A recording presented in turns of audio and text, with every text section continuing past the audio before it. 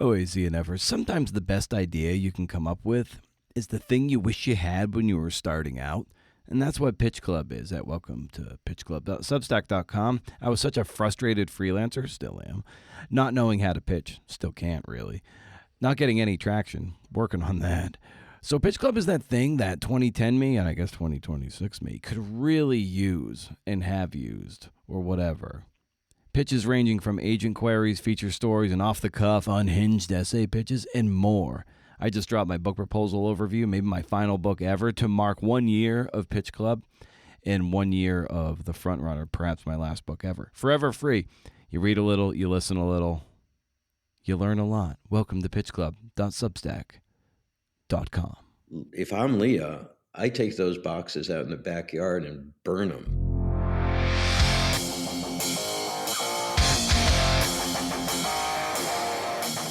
OACNFers, it's the Creative Nonfiction Podcast, a show where I speak to tellers of true tales about the true tales they tell. I'm Brendan O'Mara, and let me tell you, and pardon the expression, my balls have been brutally kicked in this week. That prompted me to text my wife, I don't deserve anything anymore, ever. And she wrote back, what the fuck, man? I'm in meetings right now, but we are going to talk about this shit tonight. Barry Meier is here for another Atavistian chat, magazine.atavist.com. Yeah.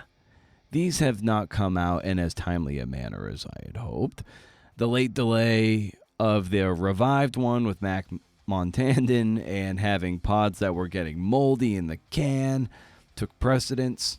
So anyway, here we are with Barry's piece. Barry Meier has won this little award you might have heard called, what is it? Kevin, can you tell me? The Pulitzer Prize. Oh, yeah, that one. As part of a team of reporters in the category of international reporting, 2017, with the New York Times. You might have heard of it.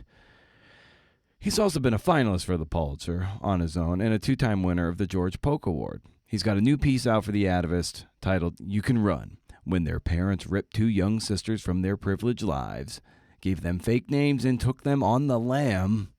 They thought it was because their father was in trouble with the IRS. It would be years before they learned the truth about his life of crime. I mean, those guys, the Atavists, they can write a deck, am I right? But more on Barry when we reach his part of the conversation. Show notes to this episode, more at brendanamara.com, where you can read blog posts, search the deep, vast archive of the podcast, and sign up for Pitch Club, or the Rage Against the Algorithm newsletter, the OG, for recommendations and stuff. You know, I made it a werewolf, so it publishes when the full moon hits. Nose to the wind, baby. You may also browse patreon.com/CNFpod if you want to slip a few dollar bills into the collection plate. And it gets some extra perks, like the Flash 52 sessions, and just to support the podcast. As you know, it's free, but it sure as hell ain't cheap. As we get into this, we're going to hear from Sayward Darby, the lead editor of this piece, and how she navigated editing a piece by such an accomplished, decorated writer in Barry, and his economy of language, and why the lead of this story worked so well. So let's cue up the montage for part one of this thrilling Atavistian episode of CNF Pod. Riff.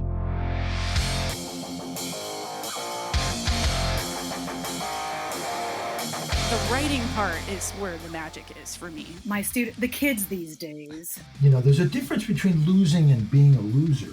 I either work on it or I allow it to torture me for a really long time. This is going to have to interest somebody somewhere other than me.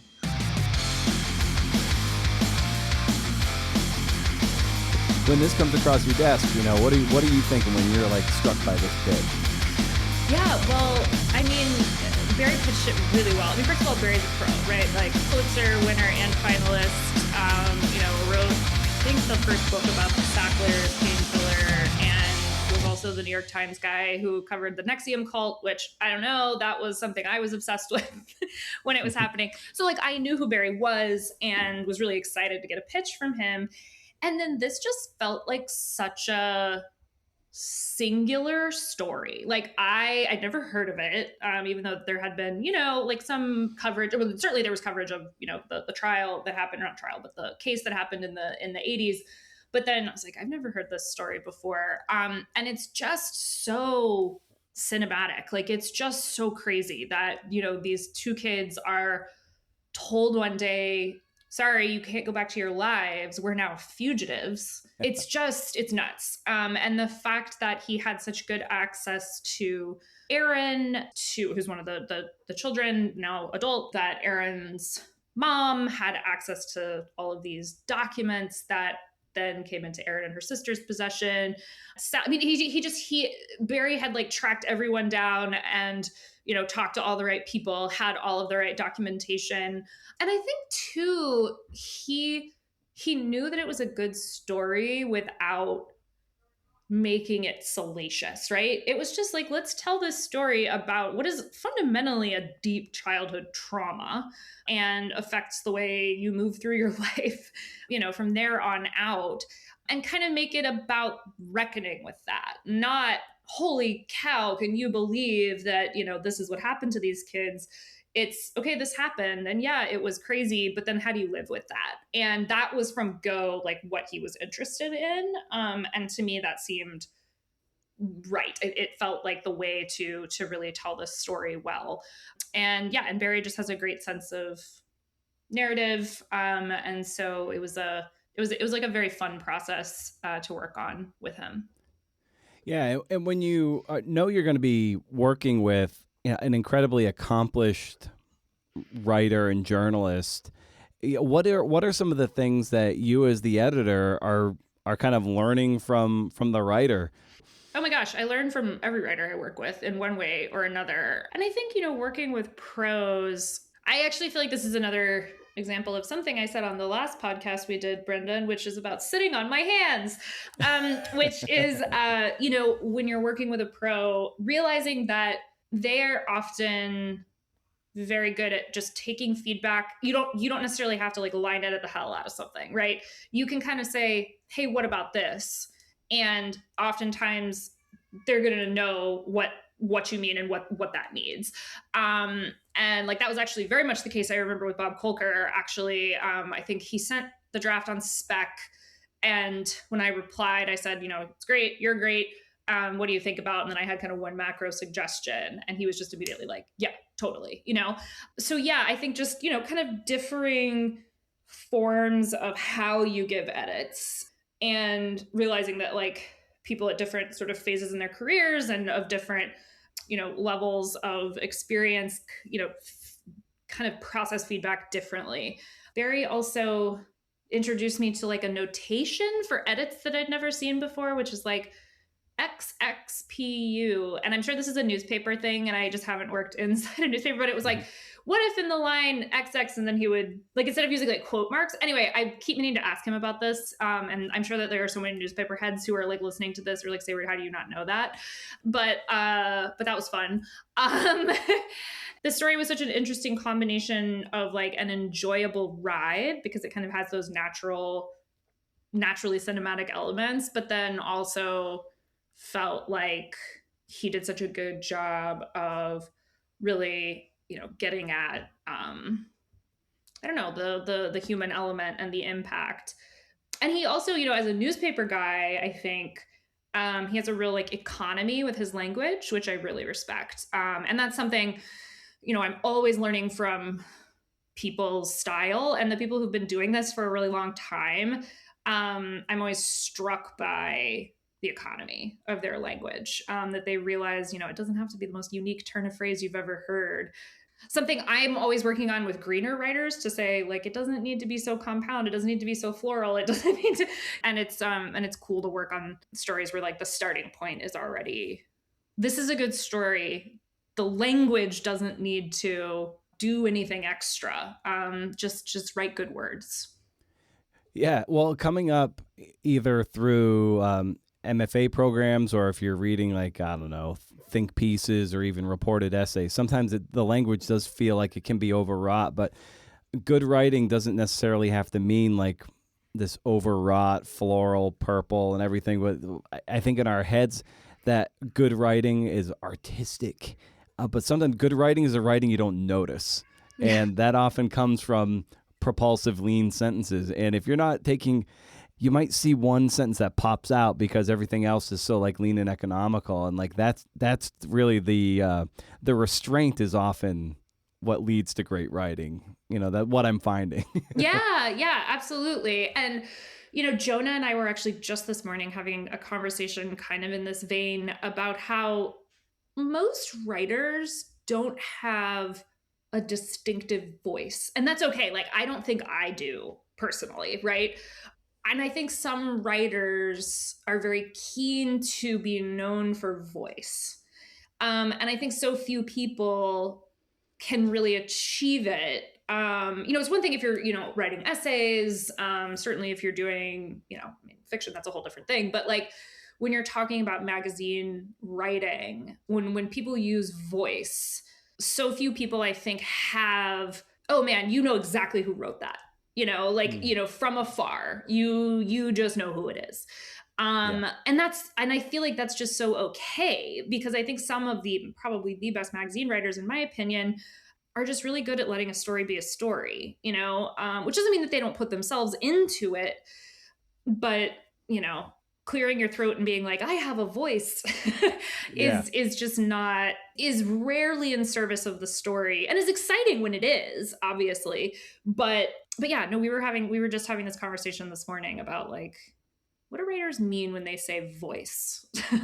And I think oftentimes people also say, my voice, and we're not talking about style. We're actually talking about like intention, right? And we're talking about, what do you want a story to say? And to me, that's different than voice. Like, voice is style. And anyway, this is so nitty gritty, but yeah, it's always just exciting to me to work with writers who write good words, write good sentences, and know that it's like you're building a building, and it's like the most solid building you've ever seen. And what you don't see is everything that went into building it. Another example, I was watching a clip earlier. I know it's going to sound like I'm going off the rails, but I'm not, of Chiwetel Ejiofor talking about shooting a scene in Children of Men where like they're all inside of a car. And he was talking about like everything that went into choreographing that scene to make it look seamless. And just like, hey, like we're in a car, but in fact, like there were hinged seats and people were ducking and like doing all this stuff as cameras were moving around. And like, to me, great writing is like watching a scene and being like, man, that's cool, beautiful, whatever. And then being actually surprised by everything that went into it. And yeah, I mean, like Barry reported the hell out of this story, wrote the hell out of this story. And yet reading it, it's not like, let me puff up my chest and show you what a great writer I am. Yeah. Well, it's like, it's 13,000 plus words and it reads like it's half that, because it's got that propulsion to it. I mean, even the way it opens up is, Aaron kind of as an adult is like speeding across Pennsylvania because these documents could be on the curb ready to go in the trash. This is the story of the answers to her childhood are kind of in this box. And so already you're imbued with a sense of stakes right off the bat. And I don't know, was that something he brought to you structurally, or you threw that in there? Yeah, we originally, there was a different opening that involved the boxes, but not that particular scene. And I having read the piece through, originally that scene was actually at the end, if I recall correctly. And I'm pretty sure, I don't know if you've spoken to Barry yet, but not yet. He can correct me if I'm wrong, but I'm pretty sure I was like, what if we open with Aaron driving? Because I think there's also, to your point, just she's speeding down the highway. Like immediately the story has momentum, right? Like she's heading towards something. Is she going to get it? But also, what's it going to reveal? And to me, it really sets the pace of this story, which is going to cover, a decent amount of time, a lot of crimes, a lot of like, kind of twists and turns. And that really says she's going 70, 75 miles an hour or whatever. And it's like, okay, the story's kind of going to feel like that too. Barry very much knew that the boxes were like the way into the story. And it was just figuring out like, how are we approaching the boxes? Who's approaching the boxes? Like, what's the, how do we want to do that? And there were some different options, and this one just ultimately worked out. I think it was also an interesting, like like if you were to kind of diagram that opening, the reason I think it also works in no small part is because you get the lay of the land so clearly. You get location, I mean, you get momentum, all of that, but you get names, you get relationships, you get like what, where are we in like geography? Where are we in time? Like without it feeling like, okay, you're telling me a lot of information. Like it all kind of seamlessly flows together as a story that both has a beginning and an end, because it is like a bookended section that still leaves a lot to, it's a bit of a cliffhanger, but still it's also like, the answer as to whether she gets the boxes by the end of the intro. But I also think it's like, it gives you in some ways like the who, what, when, where, why, without that being what you think you're reading. And I think that's a testament to the way that Barry kind of wanted to lay out the story for people. Yeah, it was definitely a story. Now that I'm thinking about it, it was a story where it was like, you never really struggled to be like, who is that? And I think it's because he did a good job of sort of introducing the players in such a way that you kind of held on to them. Yeah, that's a really great point to underscore, because as big a story as it is, it feels like there's maybe a half dozen crucial characters. So when you see their names, you're not like, oh, who was that from that chapter? You always had a good sense of who we were with at all times. Yeah, and it is. I mean, this is a crazy story that involves a lot of pseudonyms and a lot of lying and a lot of fake documents, and it's a lot to keep track of. And I think Barry did a really nice job, even before putting pen to paper, of kind of being like, what rises to the top, right? Like, because there are so many like little details and sort of tributaries to the story you could go down, which might be totally interesting, but I do think he had kind of a clear arc in mind. And he was like, what are the details that are going to best serve this arc? Yeah. And one more thing, I think you just brought it up, and I'm definitely going to ask Barry about it too, and probably other successive writers. You said like even before putting pen to paper. So like some of that thinking before maybe you paint yourself into some corners maybe. So like maybe just counsel for writers in general. What are things that they should be thinking of before they put pen to paper? Yeah. Oh gosh, that's a great question. I mean, definitely think of, what question is this piece asking and answering, which doesn't mean, that you have to necessarily have the definitive answer, who did it or whatever. I'm using crime as I always do because it's such an easy example to give. But, having clearly in your mind what the point is. And it's telling the story, of course, these are the events of this piece, but it's also within that, in this case, how are they going to learn the truth, and what is that truth going to be, right? Really having that in mind, especially when you have a ton of material, I think can be, write it on a Post-it note, put it on the wall. And if as you're writing, you realize actually that question has shifted, take it down, write another Post-it note, put it on the wall, And then I think too, like categorizing for yourself. Okay, what do I feel like are really essential details, color, quotes, description, whatever. And then what's the stuff where, okay, it doesn't feel essential. It's not either essential from an explanatory standpoint, it's not essential from an illustrative standpoint, but it's interesting, right? And kind of having like a second category of like, if I can fit it in, that would be awesome. But also like, I don't think the story is going to be less without it. They're kind of your darlings, and it's like, sometimes you get to include them. That's cool. And then sometimes you don't, and that's okay too. But I think really the most important thing is like, what question is this story asking and answering? And what details and information do I need to make sure is on the page to achieve that? Yeah, I remember like way back before we were friends, and I had sent in a pitch about a particular profile, and you were on like, what's the animating force? I remember that stuck out to me in your reply to it. What are we getting at? You can call it the engine. I love animating force too. If you have a satisfying answer to that, or a concrete example of what that is, especially for Atavist stories, you're getting pretty damn warm. Yeah, I think that's right. And we had a pitch meeting this morning, and we had a story come in that profiles are tough, because oftentimes profiles they don't naturally have like the right narrative elements for us. It's like, this is an interesting person and you're going to get to know them, but like, where does it start? Where does it go? Where does it end? And it was the rare example of a story about a person's entire life that I was like, yeah, I want to know that, because what happened at the end was so like screeching brakes. Like, how did that happen? Right? That then you immediately want to go back in time and say, okay, what happened?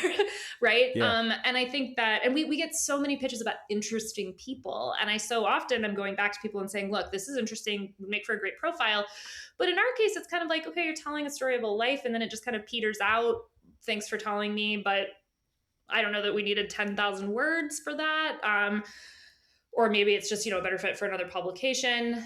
But it's really fun when a profile idea comes in and has like a clear sense of what the engine is, such that you're like, heck yeah, like I want to get in that car. I want to go and see where we wind up.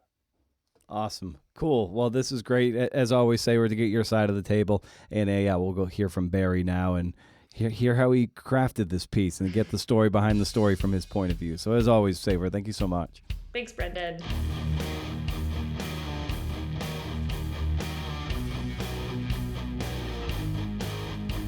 Nice. All right. Okay, so we've got Barry Meier coming up here, approaching home plate, who you should, at this point, be kind of familiar with. He's the author of 3 books, Painkiller, which was the first to chronicle the Sackler family and the origin of the opioid epidemic. Quote, the book that started it all, end quote, wrote Patrick Radden Keefe, whose book Empire of Pain was heavily informed by Barry's work.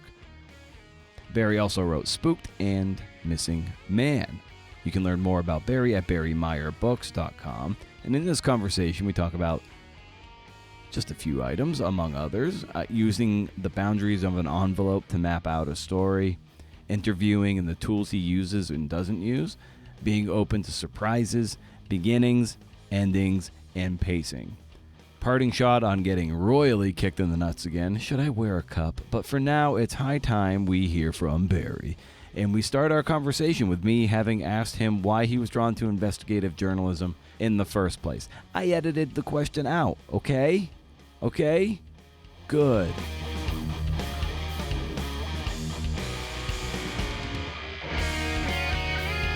I was always interested in investigating things and uncovering things and learning about things.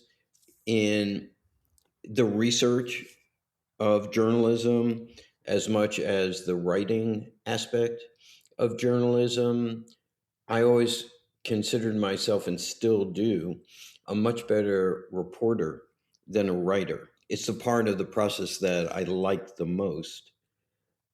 And when I get to the writing, so I'm having a great time when I'm reporting and finding things and digging it up.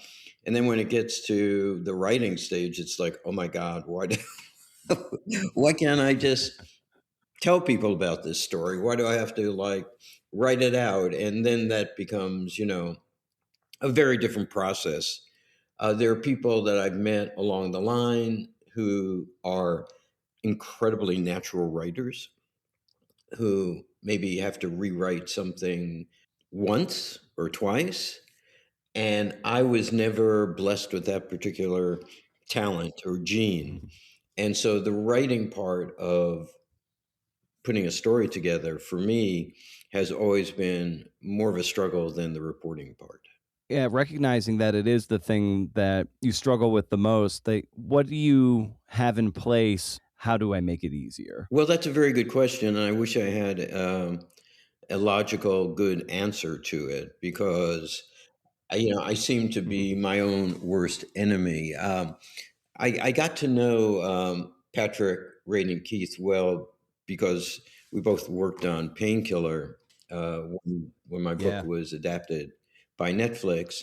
And I saw something he wrote recently, or gave a talk to a class, where he was saying he started out jotting some, major points from his reporting on an envelope.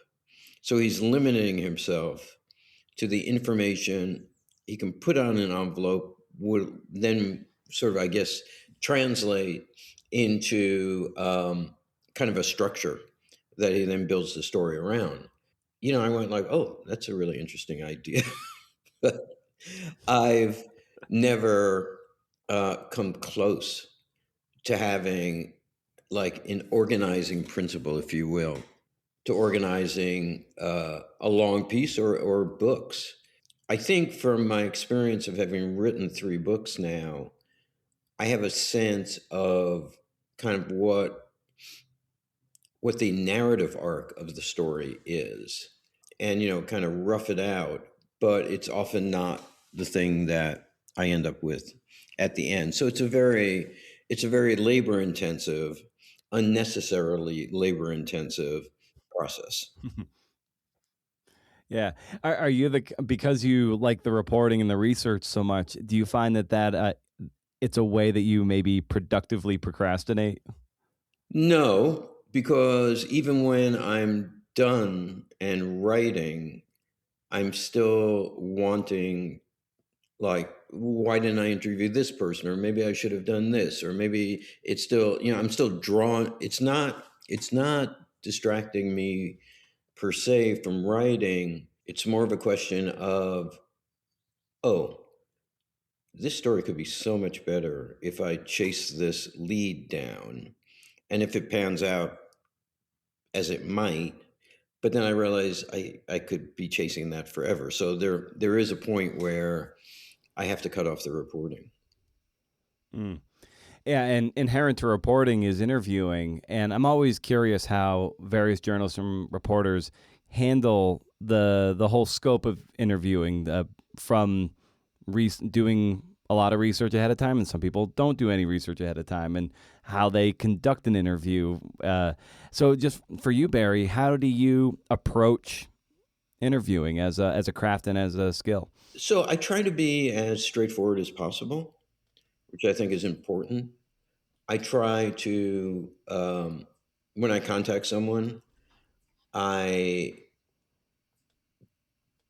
try to understand, try to get them to understand why I'm contacting them, what it is that I'd like to talk about, why I think the information they have may be important to the story, and first, and also that I would never send an email out or make a telephone call to someone that's confrontational. I know that happens sometimes with journalists, particularly people that are investigating things, where they would write to someone saying, I know that you blah, blah, blah, blah, blah. And if you don't talk to me, I'm going to blah, blah, blah, blah, blah.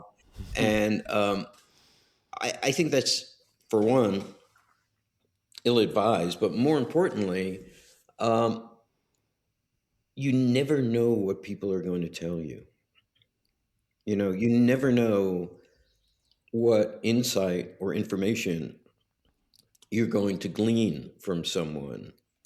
And so I want to be open to surprises and not have any preconceived notions of who this person is, what they're going to tell me, imposing my own values, beliefs, whatever on them, because it's all a discovery. And you make a call, and suddenly maybe you've made 20 calls before it, but suddenly this person is giving you a piece of information you would have never otherwise gotten had you not spoken to them. I try to approach it as openly as possible. Yeah, and sometimes I run into this too, be it on the podcast or if I'm interviewing sources. Sometimes I can be overly verbose, but I try to have a good shot clock. If my game is going good, I have a decent shot clock, and try to get out of my own way. And for you, like, what has been your experience of maybe like just trying to get out of your own way and get the onus on the other person talking? Well, sometimes I find it difficult since I blab, but most of the time I try to guide them to things that I'm interested in learning about, or tell them things that I think they may want to know. Like I knew a reporter, female reporter who shall remain nameless, who had a wonderful technique where she would call up sources and trade gossip with them. Right? She said, "Oh, I don't know. Someone just told me this. What do you?" So she's like, creating this kind of immediate sort of sense of intimacy with someone. In a story like this, the one that just appeared in The Atavist, what was kind of surprising to me and sort of opened up a lot of conversational lines was my knowing things about a situation or a person that the person to whom I was speaking didn't know. They were aware, but they didn't know what was going on in the background. So when I spoke to them and I would say, "Oh, well, it's funny because I just found out, blah, blah," that would help move the conversation along. Well, and with the Atavist story, it's almost like here you are, you're procuring this information that maybe like Aaron and Meredith at the sort of the center of it don't know. It's almost like you're a private investigator too, and you're building this dossier of this story to help patch in holes in their lives and telling this narrative. And it is like, yeah, you're procuring this information that you are ultimately leveraging for a narrative, but it's also like giving them something of a salve. Well, the characters drive stories, particularly narrative stories. And, there are characters that kind of rise to the top. They just demand lots and lots of attention. And clearly, John McCann, their dad, was, fit that bill. And I had written a book a number of years ago called Missing Man, which was, again, it was a true story. It was about a guy by the name of Robert Levinson, who in 2007, he was a former FBI agent turned private investigator who disappeared in Iran and was only seen once afterwards, like in a hostage videotape, and then I think was killed. And his family was desperate to find out what happened to him. They had heard rumors that he was working as a contractor for the CIA and had gone over there on some sort of CIA related mission. And so to start working on the story, they gave me access to his files, his business files and his emails. And I never interviewed him once during the course of the reporting on the book, but through his emails, and there were thousands of them, and his personal records, I got a really deep, deep sense of who this person was, to the point where I would say, "Oh, well, I guess, Bob Levinson, who was the character, he probably would have reacted that he might have reacted this way," and they would go like, "Oh, yeah, you're right." Or one of his sons said to me, "That's exactly what my dad would have said." So I felt I was really, I had a sort of understanding of that character.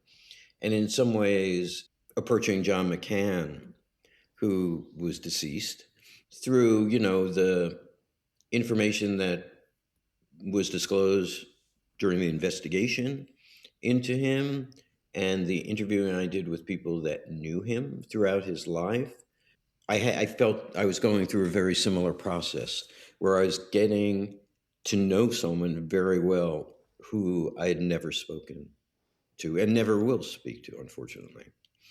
Yeah. And how do you gain access and trust to people? You can piggyback that onto Aaron and Meredith, how you kind of get access and trust, these key boxes and everything. How have you been able to do that for this story, but over the course of your career as well? I think again, very similar to the process that I went through with Missing Man. People, for various reasons, come to a juncture where either because they're desperate to find out what happened to someone, or they just want to know what happened, which was, first was the case with the Levinson family, and the second was the case with Aaron and Meredith. They give you access to information that you might not have had access to otherwise. And yes, it becomes very much a way of kind of investigating the past, investigating a person, investigating their circumstances. In the case of Aaron and Meredith, they, through my own research, I discovered that John had been essentially run out of his job. He was a mayor of the small New Jersey town at one point, and he had essentially been run out of that job, and then his name had appeared in criminal investigation of the influence of organized crime in the coal industry. And so, I was discovering things about him that they were not aware of. And so I think it creates this kind of symbiotic relationship where they're telling you things, or sources are telling you things that you didn't know, and you're telling them things they didn't know. I love the sentence in the very first part where you write, the 1980s were the twilight years of the golden age of fugitives. Mm-hmm. Passports were easy to counterfeit. Hotels and airlines took cash, and there weren't cell phones or personal computers for authorities to track. And I love that as a means of starting to paint the world. And sometimes we associate world building with fantasy in certain novels, historical novels. But even here in narrative journalism and long form journalism, there is this element of world building. So here you are in a sentence or two doing just that. So like, how important is that, and how do you build out a world that you immerse us in? Well, I mean, in the case of this story, it was one of the first things I was most fascinated by, because this story would never happen today, right? You can't, like, passports are pretty good. They're all biometric. It's hard to get through. You travel anywhere and they scan your eyeballs. When I started looking into this and looking at, like, there were actually, the first cell phones were invented in the early 1980s, but they were these big shoebox, like from Get Smart, that cost like $10,000. But, the pocket cell phone was not invented to the late 1980s, I believe. You could take a plane by paying cash for a ticket, and, all these things. It was just this whole nother world that I was extremely fascinated by, realizing that this story, the experiences of all the peoples in this story, were dependent upon the time period in which it took place. And, since, writers always argue with editors that stories should be longer, and Sayward, God bless her, is all for making, running long stories. But, I wish, there's a part of me that wanted to expand on this whole era and get more into, fugitive tracking and, capturing people. Because I did a lot of research, and this is like a fascinating lore. But I think that one paragraph, and I'm glad it struck you the way that it struck you, because it basically sets the boundaries in which the story you're going to read is taking place, and lets you know that this took place at a particular time that does not exist anymore. So we're now going to take you back to that time and tell you the experiences of people who lived in it. Yeah. I love that element of it. And I love the opening section too, because there is this tension and a race of Erin to get to these boxes that have a lot of the answers for her. It really sets the stakes of like, this is the treasure. that is going to unpack the story. Well, for you as the reporter, but also for us as the reader, like this is very crucial to our understanding of what you are going to unfurl over the following, 12 or 11,000 words or whatever it ends up being. So just when you're thinking of the structure and starting the story in this manner, how are you thinking through the building of this? It always started with the boxes in my mind. It always started with the boxes and the search, the discovery of the boxes, if you will, that would kind of be the trapdoor that you would then step through into the past. Because while it's not made clear in the article, quite a bit of what you're reading are extracts from documents that are in the boxes, right? That concept that there's hidden material about secrets, right? This was a family bound by secrets they were aware of, secrets they didn't know about, secrets they didn't share with each other.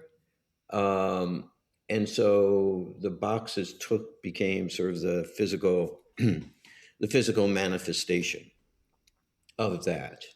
Because I was just, struck by the fact that, the Leah, the mom, was given these boxes in preparation for a criminal trial that would have taken place if John had not cut a plea deal and gotten her off the hook. And, I kept thinking to myself, okay, well, if I'm Leah, I take those boxes out in the backyard and burn them the minute that, the charges have been dropped against me. I don't necessarily want this information hanging around. And for some reason, she chose to keep them.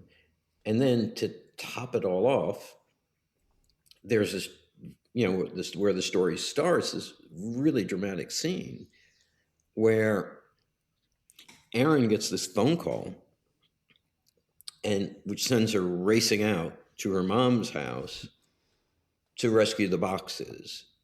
Totally, had no idea they existed before that. And so in some ways, it not only just structurally, kind of emotionally set the tone of relationships that existed. How did you come to meet Erin? I first met Meredith. I got to know her because a friend of mine up here in Western Massachusetts is a distant relation. And then I took a train down and, spent an afternoon with Erin and Meredith together. That's so key. Here it's almost like, when you're doing these kind of narratives or this kind of journalism, it's like always keeping your antenna tuned. You never know when an opportunity is going to strike and who's going to know someone who might be like, you might want to talk to this person. And then on top of that, you take a train down and meet them face to face. In such a digitally interfaced world where we are, like, be it Zoom talks or texting and email, how important have you found it to get face to face with people as a means to foster that kind of trust that allows you to write such a great story?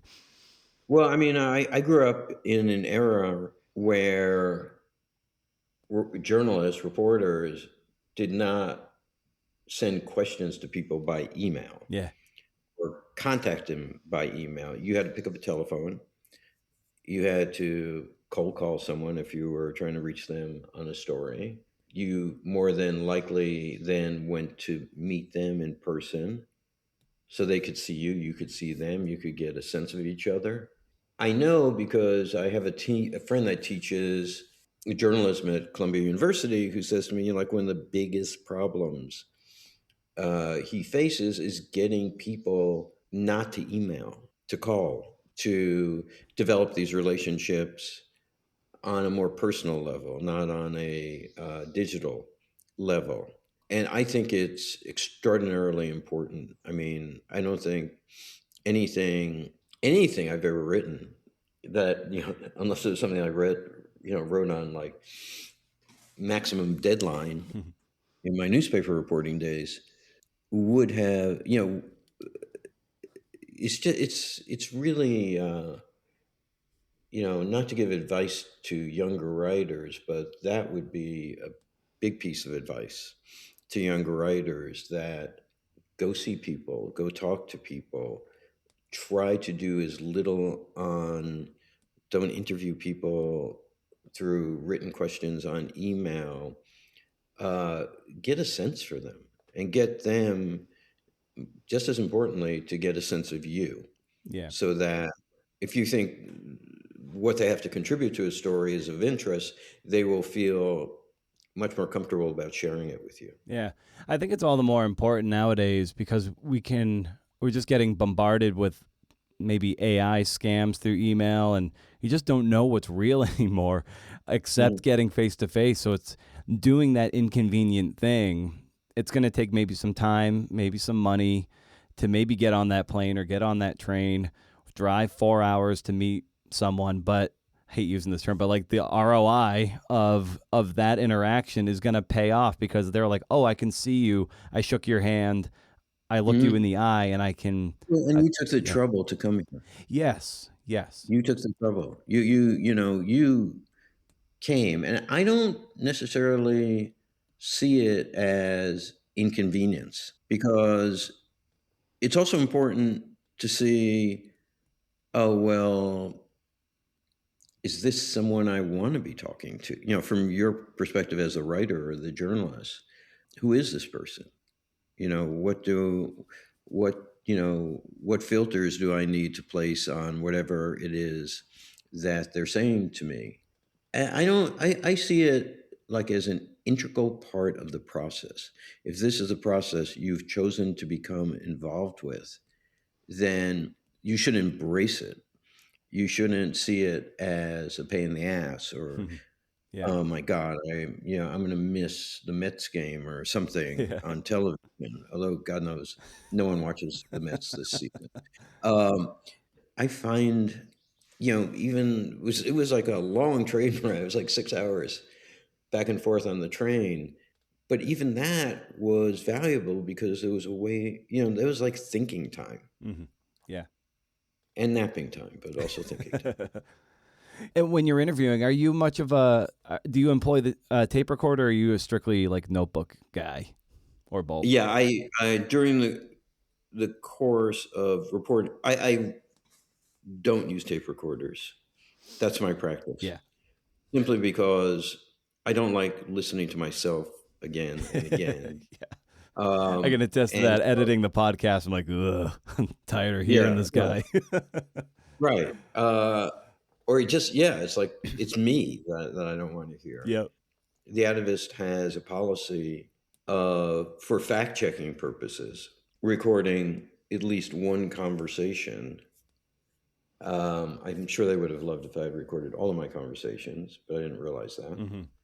And it was so, it's just like, it's not part of my toolkit. I mean, my daughter is a journalist, and she's very used to doing that.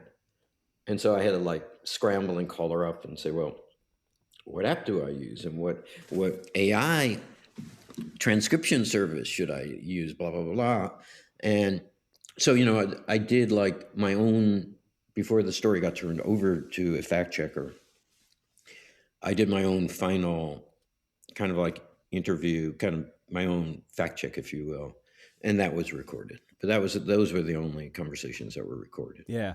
And do you find that a recorder typically just gets in the way? I don't even know how to answer that because I've never really used them. So I don't have like the experience of saying, oh, this is getting in the way. And I do think that if you use them in your first interviews with someone, they will get in the way.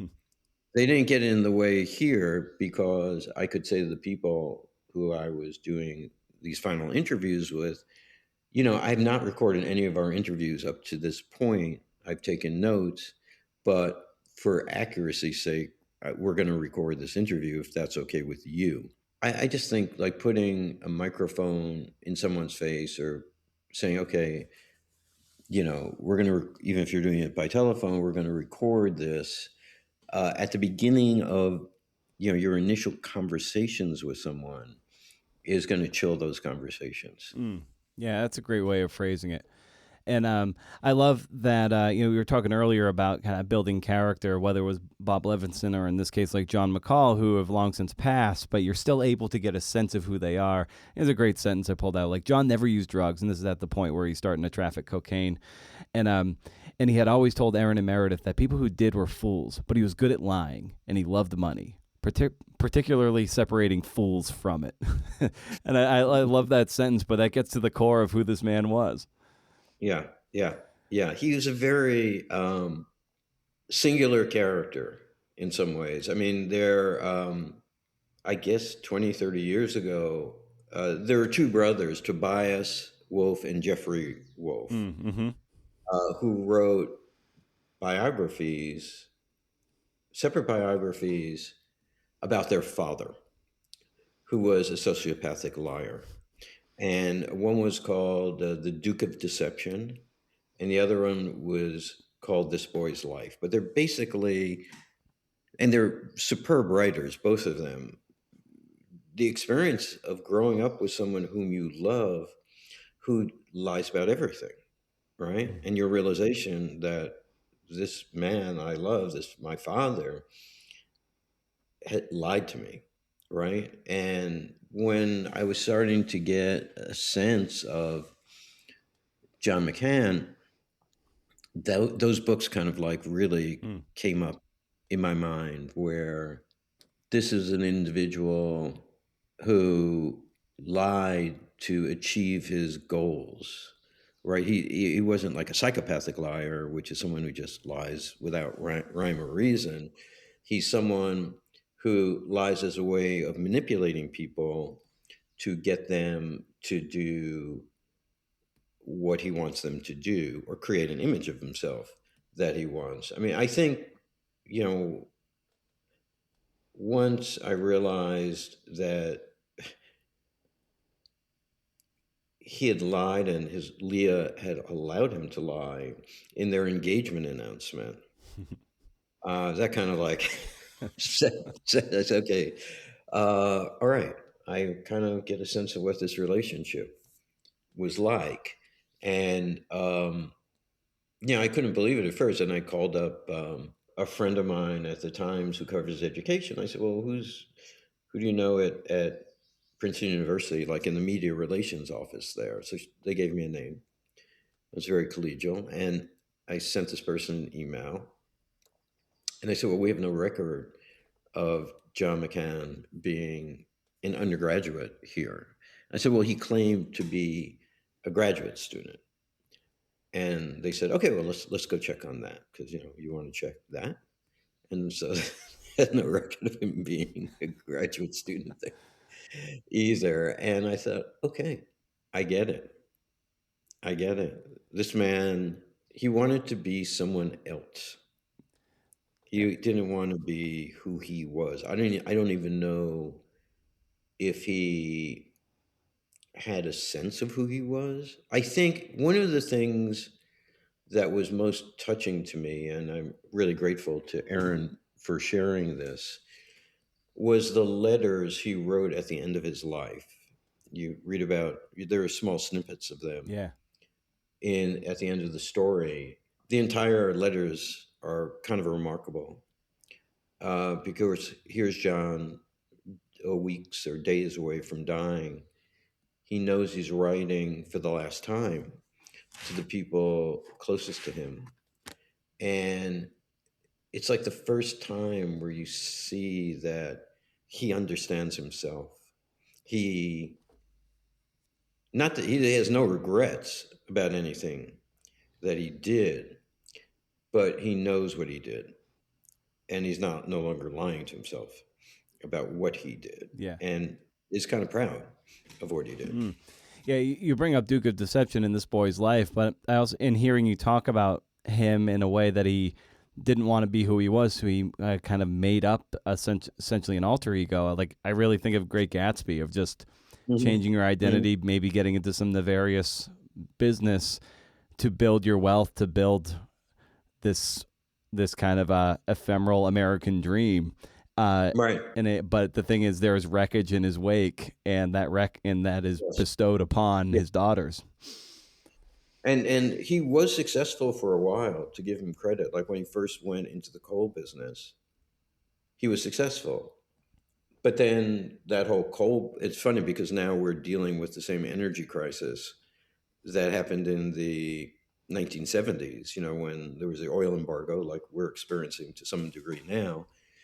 Prices of any petroleum-based fuels shot up, and the coal industry boomed back. And John got involved with a partner of his. When it all just started collapsing, and it wasn't his fault that his business collapsed, it was like the whole bubble burst. Because the oil embargo was over, and people companies could get oil again, and, gasoline. And so, the demand for coal just collapsed. But what was very revelatory about his reaction to that was that he blamed his partner for the collapse. That's what he told his daughters, and that's what he told everyone. But when you look at certain documents, you realize that both he and his partner were kind of looting the company in tandem, right? And I got this sense of John, and it came through in various other ways, as someone who always blamed other people for bad things that happened to him, rather than taking responsibility or just saying, well, that sucks. That's just the way it is. He would always blame other people. And so at the end, he's blaming Steve, his brother-in-law, that, oh God, if it wasn't for Steve, I never would have done this. If it wasn't for Steve, I would have been caught. Steve's the screw up here. He lured me into this, blah, blah, blah, blah, blah. And, it was, again, part of a lifetime pattern of behavior. And later in the piece, you write, Erin's therapist had long urged her to write a book about her time on the run, but she was too overwhelmed by work for years to go through the boxes, much less turn whatever they revealed into a book. Then one day, Erin finally decided to take the plunge. She quit her job, sold her house in the Philadelphia suburbs, paid off her loans, and moved to the beach to start working. And so maybe what became of that project, and maybe did that project kind of pivot to you taking the reins of the story in this case? I wouldn't say it pivoted to me, other than, the boxes existed, right? Yeah. She like guarded them, and she was the protector of them for 20 years. If it wasn't for her desire, I think, at some point to have the story told at some point, she would have burned the boxes too, right? She wouldn't have kept them. She dragged them around from place to place as she was moving. So, I'm incredibly grateful to her for being the caretaker of the story. I think, and I hopefully captured what she explained to me, in that, there are certain things that you see that you can't unsee. And I think she got concerned that might happen to her. She had struggled and succeeded in many ways in overcoming what by any reckoning was a very traumatic experience, and getting on with her life and incorporating it into her life. That maybe when confronted with the opportunity to revisit it, she thought, I'm good, right? Yeah. There's not going to, I thought I needed to write a book when I was grasping for answers. But maybe I don't need those answers. Maybe I can just move forward. Yeah. Yeah, because later you also, after the boxes, Erin and Meredith had a decision to make, whether to hate their parents for what they did and what they hid, or to find a way to love them in spite of it. So like, what was that? How did they reconcile what they found with the actions of their parents and move forward in light of it? I think, speaking more generally, that we always, I hate my parents, I hate my father, I hate my mother, blah blah blah blah blah, for these minor things Yeah. that they do to us, right? So in some ways, all of us make choices as we get older of accepting things that we at one time hated our parents for doing or putting us through. And that love that one has for their parent is a very powerful force. And because the alternative to that is, very unpleasant, like hating a parent, hating someone who gave birth to you, raised you, provided for you, whatever. It's such a repudiation of who you are. It's an endless pit, because it's a type of hatred that has nothing will satisfy it. Nothing, no amount of anger, no amount of hatred will satisfy the hatred for a parent. So in many ways, I think they made what was a very natural choice, which was, I want my life to be a continuum. Yes, there was some like crazy shit that happened during it, and maybe I would have liked a more stayed in Fox Chapel and enjoyed my childhood there. It's just, it takes you in. The alternative is a bottomless black hole. And I love how you bring the piece down for a landing with the ending of they kind of visit their old house, and they come across they're handed the blueprints, which in and of itself is kind of like a plan for a different kind of life, or a plan for a life unmanifested, right there on paper, that what could have been. And so just how did you arrive at this ending, and how do you think about endings? Well, endings are often difficult because, sometimes stories don't have natural conclusions to them. I felt pretty early on, when I learned of their trip and learned that Meredith had gone to see the house and that she had gotten this set of blueprints from the current owners, that was going to be the end of the story, because it just seemed like they're now back where the story starts. So they've come full circle.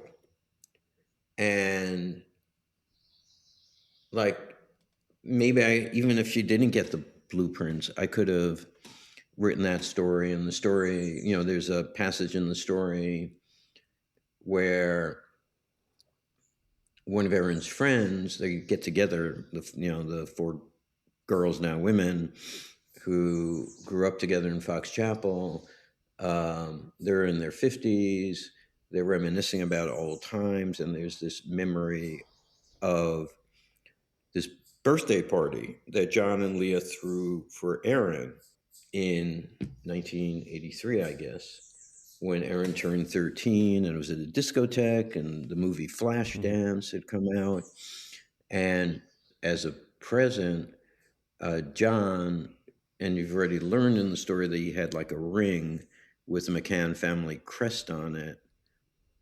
He gives Erin, who loves jewelry, a ring, her own ring with the McCann family crest on it. So that scene could have potentially served as the ending for the story. But I just felt, coming back to the house, the fact that Meredith had not been inside that house since that very morning, it just seemed like a very natural way to end the story, to bring it back to where it started. And I think, as one thinks of endings, it's a good way to think of endings, particularly stories that have taken place in the past.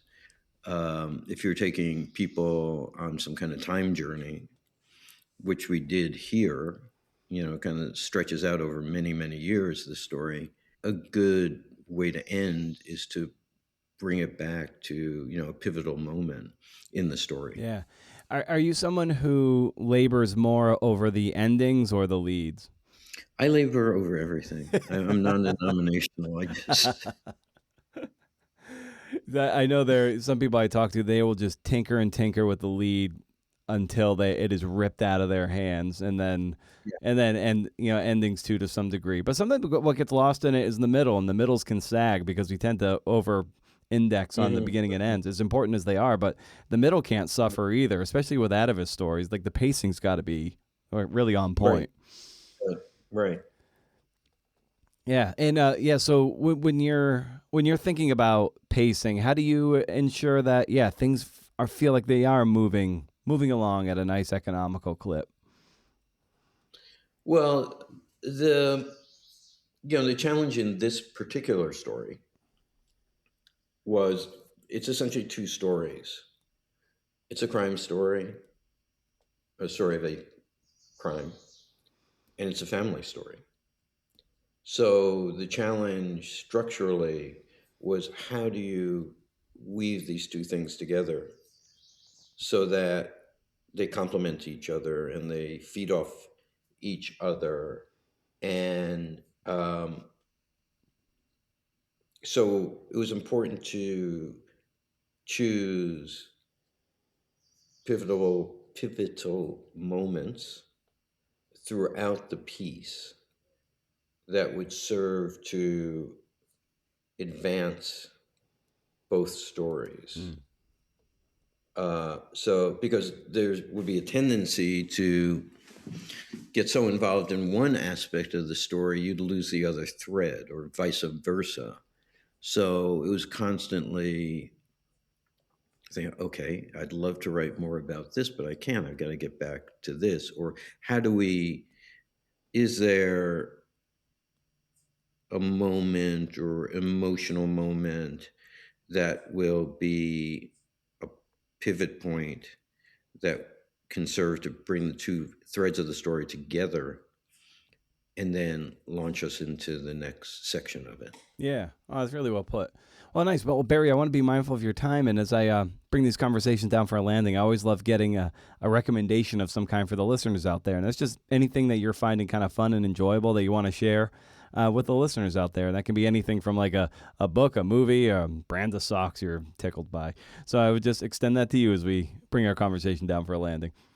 What I am doing right now, or listening to right now, I went to a close friend of mine was he was proprietor of a jazz club, and he had a benefit a couple of weeks ago for a nonprofit jazz club, and I got to meet the saxophonist and composer Henry Threadgill there, and we were talking. A really delightful man, and he was telling me these incredible. He grew up in Chicago and was telling me these incredible stories of his life in Chicago. And a woman who was sitting in between us said, "Oh, well, Henry's written a book, and it's called Easily Slip into Another World." And so I've been listening while I've been working in the garden to his book, which is, if you enjoy music, jazz, a phenomenally interesting individual, I would recommend it. Nice. Well, and isn't that like good narrative journalism is easily slipping into another world? Like, isn't that the crux of it too? Exactly. And it's told in a very narrative fashion. Fantastic. Awesome. Well, Barry, this was so cool to get to talk to you about your work and about this amazing story you've written for The Atavist. So just thanks so much for the time and for talking shop. All right. Be well.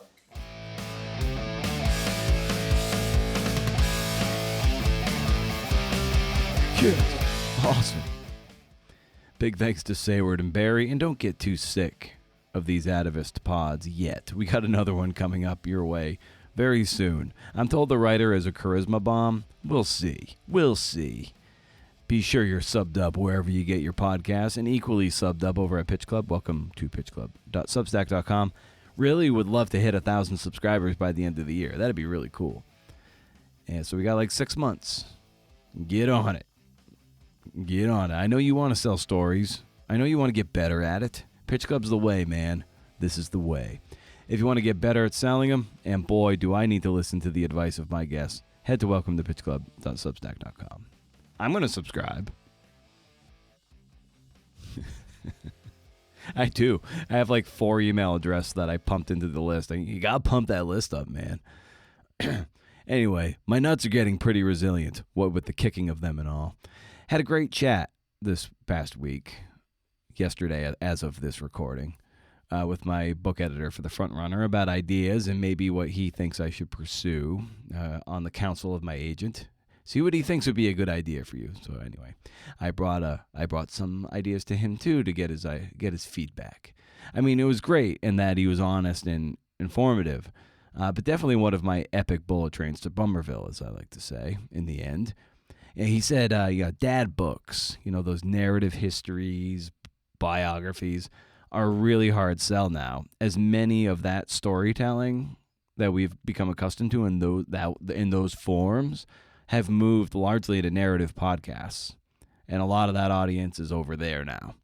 So a great narrative that would have been maybe a best-selling book 10 years ago, 5 years ago even, is more than likely a podcast now. We didn't talk about it, but the same can be said for docuseries. You see these, be it on athletes or a micro moment in time. A 6-episode run, 4, 5, 10 episodes. That used to be a book. People's attention spans are broken. Sitting down with a book is like asking someone to summit Everest. He told me whatever the book is, whatever your idea is like you have to have a clear sense of why this even needs to exist in the world. Will people want to pay $32 for it? And those two things, why it needs to exist and $32, is an increasingly high bar to clear, especially for someone with a shitty platform like mine. Here I was thinking I was doing okay platform-wise, but not really, which is also, it's another kick in the groin. Football to the groin for my Simpson lovers out there. And because I'm not, say, a staff writer at The Athletic, The New Yorker, ESPN, The Atlantic, all these big newspaper, magazine outlets, website outlets, it's harder to get seen and even more of a challenge to, as he said, make my own weather, which I thought was a really great image. Like when you don't have that institutional backing behind you, it's so incumbent upon you to create your own ecosystem, to make your own weather. And I really love that image, and that's really true. If you're on your own, you're pretty hosed. Put that tattoo on your arm. My first and best, so here we go, the ideas. My first and best idea, he said, sounded more like it'd be better pitched as a podcast, so like strike one. My second best idea, the only one that got like a little bit of an eyebrow raise, has a backdrop that's a bit too hard to sell, so strike two.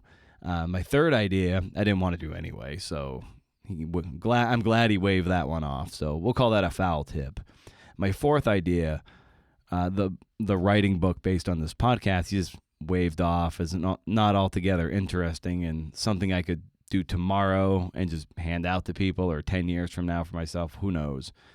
So there we go. There's swing and a miss. And of course, the Griffey book was a non-starter with him, and I knew that. I wasn't trying to relitigate and take that book to the Court of Appeals. But he said, like, basically, Barry Bonds killed, any feeling that we have for 90s baseball. Like, the steroid era and Barry Bonds in particular just murdered baseball.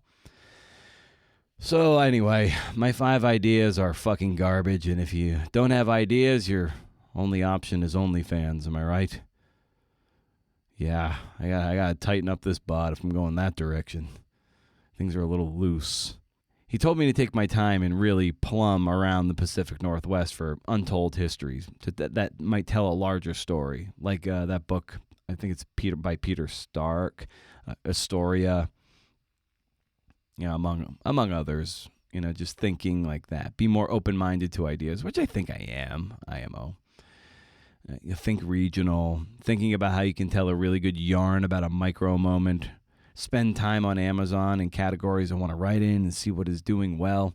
If a book has like 800 reviews and ratings or so, which is pretty good, very good, I'd say, it probably sold over 10,000 copies, which is something of a bombshell book these days. Frontrunner does not have that many ratings and reviews, despite all my asking for it. But I'm not going to complain about that. The Frontrunner failed to get into the running social media circles and spread that way. The subtext that I failed to get it into the hands of the running circles, but I have a tendency to read between the lines and insert myself in those lines. The book was supposed to be in the goodie bags of every runner in the Bowerman Mile at the pre-classic, and like the combined Instagram followings of all those runners in that field is like hundreds of thousands of people who are running nerds. But once Linda Prefontaine got wind that I was going to be on the ground selling books and that there were things in the goodie bags, she threw a shit fit and had my book signing canceled. And those books from, I'm guessing the books that those runners were supposed to receive were removed. I don't have proof of that. I need to have follow up on that. Because not a single one of those runners shouted the book out at all. So I'm thinking that the Tracktown and people running the meet were like, oh, we're going to take the book out. And so I don't know whatever happened to those books either.